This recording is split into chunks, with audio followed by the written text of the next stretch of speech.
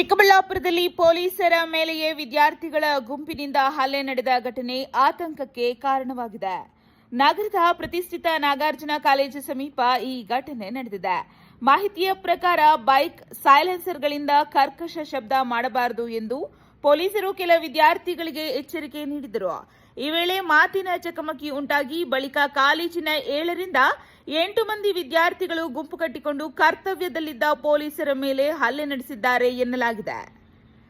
ಇನ್ನು ಘಟನೆಯಲ್ಲಿ ನಂದಿಗಿರಿಧಾಮ ಪೊಲೀಸ್ ಠಾಣೆಯಲ್ಲಿ ಕರ್ತವ್ಯ ನಿರ್ವಹಿಸುತ್ತಿದ್ದ ಎಎಸ್ಐ ಗಂಗರಾಜು ಹಾಗೂ ಪಿಸಿ ಗಂಗರಾಜು ಗಾಯಗೊಂಡಿದ್ದಾರೆ. ಖಾಕಿ ಉಡುಪಿನಲ್ಲಿದ್ದಾಗಲೇ ಪೊಲೀಸರು ಹಲ್ಲೆಗೆ ಒಳಗಾಗಿರುವುದು ಪ್ರಕರಣದ ಗಂಭೀರತೆಯನ್ನ ಹೆಚ್ಚಿಸಿದೆ.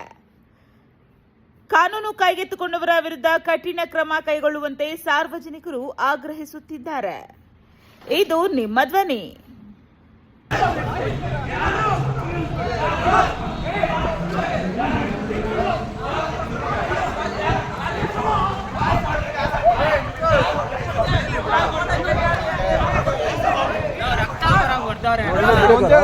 ಇನ್ನ ಇದು ರಕ್ತ ಎಲ್ಲ ತಲೆಗೆ ನೋಡ್ಸಾಕ್ತೀನಿ.